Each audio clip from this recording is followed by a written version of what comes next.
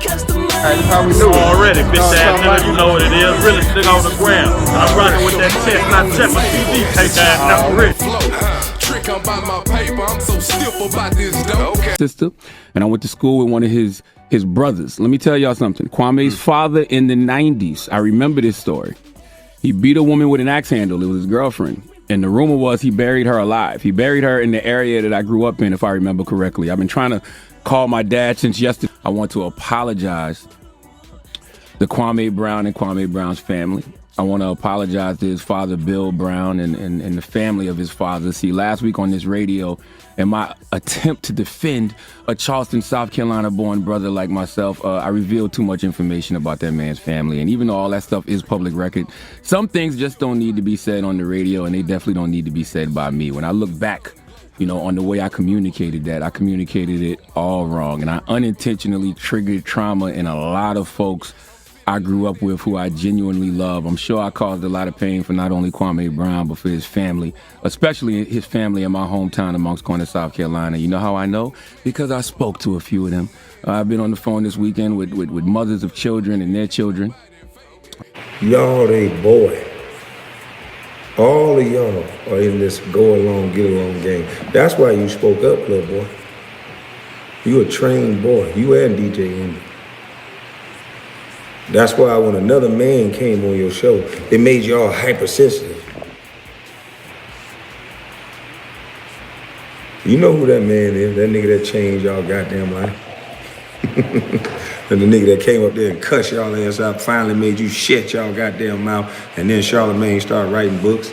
Dame Dash came up there and kicked y'all drawers in y'all ass. Said, nigga, shut up, you don't own nothing. Your bosses don't wake up this early. Yeah. That's what you niggas on your little podcast trying to do. Nigga, you broke, you bored, you tired, you need a little clout. Who need a little clout now? I got the world tasting my mama's cooking. And everybody eating up off of it. Unlike you, selfish little bitch.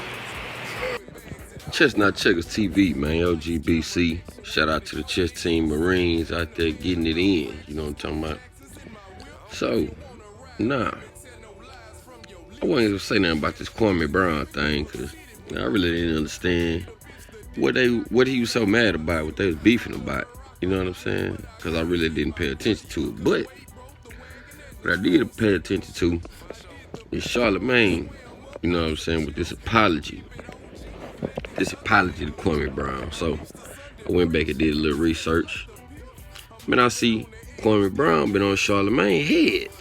He been talking shit about Charlamagne, man. I'm talking bad about him, man. Talking about he undercover homosexual and all this old kind of stuff, So I feel like Charlamagne was like, shit, he know a little bit about him because they from the same little area in South Carolina.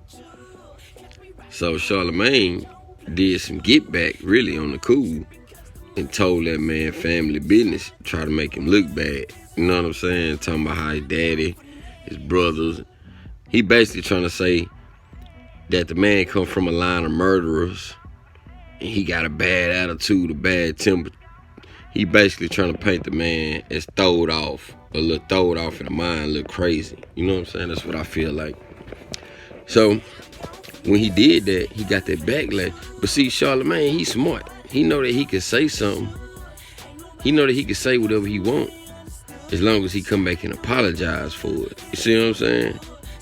So he like, shit, I'm finna go add this nigga out. Since this nigga ain't out all my business, I'ma add out his dirty laundry that everybody might not know about. Which is, this nigga daddy done committed murder and he in jail. His brother just committed murder, he in jail. Like, he airing out all this nigga family business. You know what I'm saying? Because I believe he was in his feelings. Because Kwame Brown was getting on that ass, like I just told you. So then he come back, man, I apologize. Oh, I did this and that, man. Yeah, you apologizing, but now the info already out there. The damage is done now. You know what you were doing. You know what I'm saying? You knew what you was doing. You said, okay, this nigga want to throw jabs at me. I'm going to throw a left hook at him. And then I'm going to just come back and apologize, and then I'm going to still be all good. You know what I'm saying? Yeah, cause that's how y'all care about. That's how people care about. People they'll let a person do them wrong in a motherfucker. I'm talking about, man, a person could come through here and hug you out, man. I mean, take everything from you, do you bad, be disloyal, disrespectful to you. And then everybody else will say, well, don't let that change the person you are. You know what I'm saying? Then this person will come back around and apologize, and everything supposed to be all good. You see what I'm saying? Nah, what about the damage that you done, though? You see what I'm saying? So, same thing with Charlamagne. That's why I feel, boy, Kwame Brown, he ain't accepting the apology. You know what I'm saying? I wouldn't either. Nigga, the damage done already. You did that. You know what you was doing. But, you know, that's the kind of little games that they play out here, man. You know, that's why it's kind of best to keep your feelings up out of your opinions, if you can understand that. You know what I'm saying? OGBC, man. Chestnut chickens move slow, think fast, man.